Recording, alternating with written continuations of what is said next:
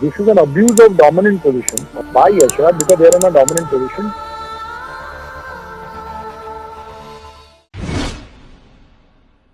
Hello everyone, मैं हूं रोहित और स्वागत है बैक स्टेज बियर में। और 1050 करोड़ ये था पठान का ओवरऑल कलेक्शन। फिल्म 240 करोड़ में बनी थी, so obviously it was declared a blockbuster and it must have been a sigh of relief, not just for Bollywood but also for Yashraj films. Because इससे पहले जितने भी फिल्में YRF बैनर से आ रही थी वो सब कलेक्शन के मामले में फ्लॉप ही हो रही थी। शमशेरा 150 करोड़ में बनी और मात्र 63 ही करोड़ कमा पाई। सम्राट पृथ्वीराज भी 150 करोड़ के आसपास में बनी और 90 करोड़ का ही बिजनेस कर पाई। 90 करोड़ की जयेश भाई जोरदार 26 करोड़ और 45 करोड़ की बंटी और बबली ने 26 करोड़ का बिजनेस किया। इन फिल्मों को छोड़ भी दें तो पिछले कुछ सालों में YRF की ऐसी कई फिल्में आई हैं जो बुरी तरह पिटी, but do you know what, इससे ज्यादा कुछ फर्क नहीं पड़ा। क्यों? खैर उस पे आएंगे हम लोग, बस वीडियो पूरा देखना और चैनल को सब्सक्राइब भी कर देना। तो YRF आज कैसे काम करता है, इसे समझने के लिए हमें पास्ट में जाना होगा। वैसे तुम में से कई लोगों ने नेटफ्लिक्स पे द रोमांटिक्स देखा होगा, उसमें यशराज फिल्म्स के बारे में ही बात की गई है, बट उस सीरीज ने YRF के सारे एस्पेक्ट को कवर नहीं किया था। तो कहानी शुरू होती है 1970 से। एक यंग डायरेक्टर जिसका नाम यश चोपड़ा था एक फिल्म प्रोडक्शन शुरू करने की सोचता है। यश जी अब तक अपने बड़े भाई BR चोपड़ा के साथ मिलकर कई फिल्में बना चुके थे and he was seen as a young prospect in film industry. तो जब यश जी ने डिसाइड किया कि वो अपने भाई से अलग होकर अपना एक फिल्म प्रोडक्शन कंपनी बनाएंगे, तो इस जर्नी में वो अकेले नहीं थे। उन्होंने इस टाइम तक इंडस्ट्री के कई लोगों से कनेक्शन बनाया था और इसका फायदा उन्हें बहुत हुआ। इंडस्ट्री के लोगों ने उनके टैलेंट को देख लिया था और इसलिए कई लोगों ने YRF एस्टैब्लिश करने में उनका साथ दिया। गुलशन राय जो उस वक्त बहुत बड़े प्रोड्यूसर थे, उन्होंने यश जी को फाइनेंशियली भी काफी सपोर्ट किया। My friend Mr. Gulshan Rai, he came to me. I hear you want to produce a film. Any amount of money, whatever terms you want, I'm with you. Actress Rakhi ने भी YRF की पहली film में बिना पैसे लिए काम किया। Contrary, Rakhi came to me. We become very good friends. I got some money lying with me, which is of no use. You take it. यहाँ तक कि फिल्म मेकर V शांतारमन ने भी अपने स्टूडियो का एक हिस्सा यश जी को ऑफिस की तरह यूज करने के लिए दे दिया था। It was like people were opening doors for him and carrying him through that door. और यही सब के कारण ही यश चोपड़ा की यशराज फिल्म्स शुरू हो पाई। इस टाइम तक यश जी की दोस्ती सुपरस्टार राजेश खन्ना से हो चुकी थी, तो it wasn't really hard for him to convince Rajesh Khanna to join him in his first YRF film. और फाइनली 1973 में दाग बनी। राजेश खन्ना और यश चोपड़ा का एसोसिएशन बहुत बड़ा था और कई लोग तो ये भी मानते हैं कि इस प्रोडक्शन कंपनी का नाम यशराज इन दोनों के एसोसिएशन के कारण ही पड़ा, where Yash obviously stands for Yash Chopra and Raj stands for Rajesh Khanna. But इस क्लेम का कोई पुख्ता सबूत नहीं है and the fact that Yash ji का बर्थ नेम यश राज चोपड़ा है मेक्स दिस क्लेम बेसलेस। और दाग के बाद ही यश जी ने राजेश खन्ना के साथ काम नहीं किया, because you know Indian films को हिट कराने के लिए सबसे इम्पोर्टेंट चीज क्या होती है? हीरो। मैं हूँ आपका हीरो जी। और राजेश खन्ना की पॉपुलैरिटी इस टाइम थोड़ी कम हो रही थी बिकॉज एक नया एक्टर सबको इम्प्रेस कर रहा था। जब तक बैठने को न कहा जाए शराफत से खड़े रहो। ये पुलिस स्टेशन है, तुम्हारे बाप का घर नहीं। अमिताभ बच्चन, सभी डायरेक्टर्स उनके साथ काम करना चाहते थे और यश चोपड़ा भी उनमें से थे। उन्होंने अमित जी को अपनी फिल्म कभी कभी और दीवार के लिए साइन किया। कभी कभी YRF बैनर की ही फिल्म थी, जबकि दीवार गुलशन राय ने प्रोड्यूस किया था। Yash ji probably did this film to say thank you to Gulshan Rai for helping him in establishing YRF।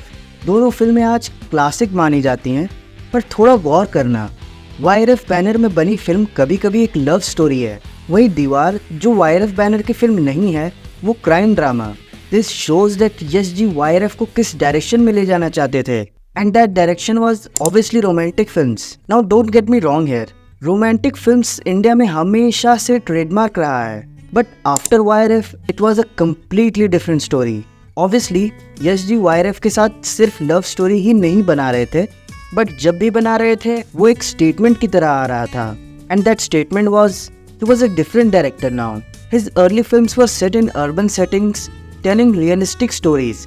पर YRF शुरू करने के बाद यश जी को अपनी कहानियां सुनाने का मौका मिला After directing 5 films in BR Films, I thought it's high time I should fly on my own wings. I should make film which I believe in, which I should be responsible. People should say I'm good or bad. और वो melodramatic love stories बनाने लगे। इन फिल्मों में exotic locations होते थे, featuring melodious romantic songs. रंग भरे बादल से तेरे नैनों के काजल से। And this started changing the perception of Indian cinema to the audience. और हमने पहले ही बताया था कि इसकी शुरुआत 1970s में हुई और इसी टाइम एक और चीज हुई, हिंदी फिल्मों को डिफाइन करने का एक नया नाम, बॉलीवुड। 1970s में ही हिंदी फिल्मों को बॉलीवुड नाम से एसोसिएट करने लगा गया। तो या हम कह सकते हैं कि Yashraj films is Bollywood in a weird kind of way. और आज पूरी दुनिया में भी लोग बॉलीवुड को इसी melodramatic romantic stories, musical numbers और इरोटिक लोकेशन से ही जानते हैं। धीरे धीरे YRF पूरे हिंदी फिल्मों को डोमिनेट करने लगी and we saw films like Silsila, Chandni and लम्हे, जिनका सब्जेक्ट कंट्रोवर्शियल था। इस टाइम तक अमिताभ बच्चन का टाइम धीरे धीरे खत्म हो रहा था and Yashji was exploring with new faces like Rishi Kapoor and Anil Kapoor. फिर एक नया एक्टर आया। कभी कभी जीतने के लिए कुछ हारना भी पड़ता है, और हार कर जीतने वाले को बाजीगर कहते हैं। राहुल नाम तो सुना होगा, बड़े बड़े देशों में ऐसी छोटी छोटी बातें होती रहती हैं। And just like Amitabh Bachchan, Yash Ji decided to make him the leading man of YRF. And that's the thing with Yash Ji. वो एक certain point के बाद एक नए एक्टर को लेके आते थे। 1961 में उन्होंने एक नए एक्टर शशि कपूर को अपने फिल्म धर्मपुत्रा में कास्ट किया। फिर मिले राजेश खन्ना, फिर अमिताभ बच्चन और फिर Shahrukh Khan. And YRF has played huge role behind the success of these actors. Well, we all know कि शाहरुख खान आज जिस मुकाम पे हैं वो YRF के कारण ही है। और सिर्फ एक्टर्स ही नहीं, YRF ने कई नए डायरेक्टर्स को भी मौका दिया है। यश जी के बेटे आदित्य चोपड़ा ने भी अपनी डायरेक्शन करियर की शुरुआत YRF से ही की, DDLJ डायरेक्ट करके। And do I need to tell you इस फिल्म का रेलेवेंस आज कितना है। इस फिल्म में वो सारे एलिमेंट्स थे जो यश जी अपने फिल्म में दिखाते थे। एक प्यारा सा love story, exotic locations, musical numbers. But one thing that was different in this film was that it was set outside India. Now, इससे पहले भी यश जी ने अपने फिल्म चांदनी में इंडिया के बाहर कहानी को सेट किया था, बट DDLJ के बाद it became a trend and audience were drawn toward it क्योंकि it gave perfect sense of escapism to the middle class people of India जो बाहर नहीं जा सकते थे। फिल्म इंडिया से बाहर सेट होने के बावजूद इसमें इंडियन वैल्यूज और ट्रेडिशंस को दिखाया गया था और इसलिए 28 साल के बाद भी आज ये फिल्म इतनी बड़ी है। दिलवाले दुल्हनिया ले जाएंगे ये फिल्म रेगुलर शो में चलती है हमारे मैटनी डेली 11:30 बजे, और इस फिल्म को 19 साल कंप्लीट हो गए हैं। हर एक डायलॉग पे, हर एक सीन पे, गाने पे लोग तालियां बजाते हैं, सीटियां बजाते हैं, और विश्वास नहीं होता कि 19 साल के बाद भी लोगों में अभी भी दिमाग में यही क्रेज़ है और यही पैशन है कि ये फिल्म के लिए इतनी चाहत है लोगों में। For those who don't know, ये आज भी मुंबई के मराठा मंदिर थिएटर में चल रही है और इसका कलेक्शन आज तक 200 करोड़ हो चुका है। And it really help the brand और एक परसेप्शन बन गया कि YRF produces elite films.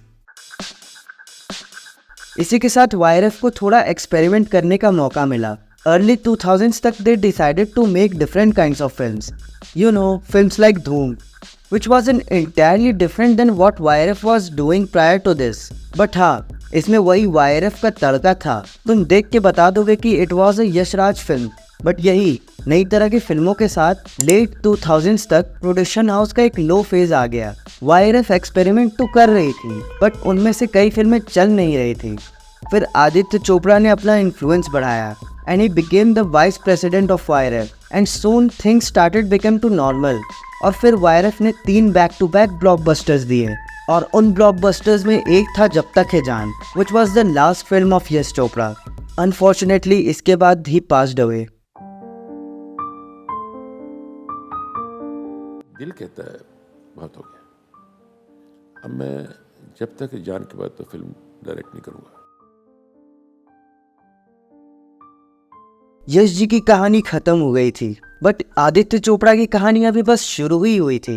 He became the chairman of the company and he thought that just making films was not enough और उन्होंने डिसाइड किया YRF टैलेंट को establish करने का।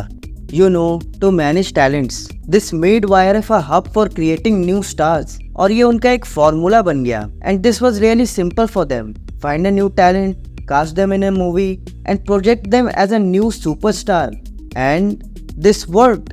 अनुष्का शर्मा, रणवीर सिंह, परिणीति चोपड़ा, अर्जुन कपूर, वानी कपूर, भूमि पेडनेकर, ये वो एक्टर्स हैं जिन्हें YRF ने लॉन्च किया और मीडिया में इन्हें फ्यूचर A-list स्टार्स बोल के प्रोजेक्ट किया गया. And some of them really went on to become huge stars. YRF के साथ कॉन्ट्रैक्ट साइन करना किसी भी एक्टर के लिए बहुत बड़ी बात है. And it is said that YRF ने अगर किसी भी एक्टर को इंट्रोड्यूस किया तो उसका करियर बन जाता है. They do so much for their talent. YRF के former business and creative head Ashish Patil बताते हैं कि YRF टैलेंट एक्टर्स का सब कुछ देखता है. Films, endorsement, public relations, digital presence, सब कुछ. All actors signed by YRF are backed by 3 films, and it is a stamp of approval that the actor is not just a looker, they're here for a long run. But इन 3 फिल्मों में YRF ही इन actors के लिए films और roles चुनते हैं, which obviously limit the actors' creative freedom. And only after getting out of YRF, they can have their voice on whether they want to do a certain film or not. 3 फिल्मों का contract खत्म होने के बाद YRF talent इसके बाद भी actors को मैनेज करती है. And it help them to get roles जहाँ एक्टर्स को बस फिल्म के लिए हाँ या ना करना होता है. And the rest is taken care by the agency. YRF talent was basically established because Aditya Chopra wanted to set up a unit that controls and monetizes talent, and that's really good. कई actors को इससे फायदा हुआ और उनका career अच्छे से आगे बढ़ा. But some really haven't been able to make a name for themselves outside YRF. Vani Kapoor has done 6 Hindi films till now, and out of those 4 are from YRF. So yeah, we can say that they have their favorites. Also, YRF ने कई actors का contract terminate भी किया है just because they couldn't control them. During her early days, YRF Shraddha Kapoor को भी launch करने का प्लान कर रहे थे. They signed her to a contract and gave her a film called Love Ka The End, और फिल्म बुरी तरह पिट गई. इसके बाद श्रद्धा ने आशिकी 2 साइन कर ली. And according to media sources, Aditya Chopra was not at all happy with this. तो YRF ने श्रद्धा के कॉन्ट्रैक्ट को एंड कर दिया. ऐसा ही कुछ हुआ सुशांत सिंह राजपूत के साथ. उनके पासिंग के बाद का कंट्रोवर्सी तो तुम्हें पता ही होगा. उन्होंने YRF के साथ शुद्ध देसी रोमांस और डिटेक्टिव ब्योमकेश बख्शी तो किया, बट इसके बाद दोनों पार्टीज के बीच फॉल आउट हो गया एंड हिज कॉन्ट्रैक्ट एंडेड. अब इसका एग्जैक्टली क्या रीजन था ये तो पता नहीं, बट इससे काफी कंट्रोवर्सी हुआ. अभिनेता सुशांत सिंह राजपूत केस में बड़ी खबर है. फिल्म निर्माता निर्देशक आदित्य चोपड़ा को पुलिस बयान लेने के लिए बुला सकती है. साथ ही इस राज फिल्म की कास्टिंग डायरेक्टर शानू शर्मा से भी पुलिस पूछताछ करेगी. YRF ने कई एक्टर्स को मैनेज किया है, बट उनमें से ऐसे कई हैं जिन्होंने अपना कॉन्ट्रैक्ट तोड़ दिया या सुशांत की तरह उनके बीच फॉल आउट हो गया. आज बस कुछ ये एक्टर्स हैं जिन्हें YRF मैनेज कर रही है. They really want to have influence over their actors, और उनका इन्फ्लुएंस सिर्फ इंडस्ट्री के अंदर ही नहीं, बाहर भी है.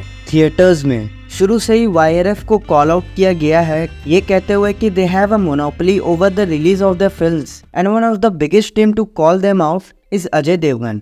2012 में उनकी एक फिल्म आने वाली थी, सन ऑफ सरदार, और जिस दिन ये फिल्म रिलीज होने वाली थी उसी दिन यश जी की आखिरी फिल्म जब तक है जान भी रिलीज होने वाली थी. कहा जाता है कि YRF ने अपने इन्फ्लुएंस का यूज करके जब तक है जान के लिए ज्यादा से ज्यादा स्क्रीन्स बुक कर ली है. And because of this Son of Sardaar को काफी कम स्क्रीन्स मिल रही थी. Ajay wasn't happy with this and he filed a case against them. और इस कंट्रोवर्सी में डायरेक्टर प्रकाश झा ने भी उनका साथ दिया. This was a very public issue. हालांकि इस केस से कुछ हुआ नहीं और कंपटीशन कमीशन ऑफ इंडिया ने इस प्ली को डिसमिस कर दिया. बट आज भी प्रोड्यूसर्स YRF की बड़ी फिल्म के साथ अपनी फिल्म को रिलीज करने से कतराते हैं. एंड दैट्स द रीजन जब पठान रिलीज हुई उस टाइम उसके साथ और कोई बड़ी फिल्म रिलीज ही नहीं हुई. And because of that it got 8000 screens. इसमें शाहरुख खान 4 साल बाद अपना कमबैक कर रहे थे. So it was an important film. But just think about it, why did SRK come back with Pathaan? I mean Jawan जो पठान से बेटर फिल्म है उससे भी तो कमबैक कर सकते थे. This is because SRK has a long history with YRF. Also, YRF gave him a kind of insurance policy that the film will work because it was a part of successful spy universe that they have been building since Ek Tha Tiger. It was highly anticipated and that's why it worked. But what about other YRF films जो box office पे flop हो रही थी? Actually YRF owns all of it films, because वो सिर्फ एक production company नहीं है, it is also an intellectual property management company where 100% of the content they produced is owned by them. वहीं बाकी प्रोडक्शन कंपनी दूसरे डिस्ट्रीब्यूटर्स के साथ पार्टनर करते हैं where intellectual property is shared between multiple entities. पर YRF के साथ ऐसा नहीं है, they completely own their content, you know, just like Disney. तभी तो जो भी फिल्म बॉक्स ऑफिस पे नहीं चलती है फिर भी उसका सैटेलाइट और स्ट्रीमिंग वैल्यू बहुत होता है और इससे YRF को बहुत फायदा होता है।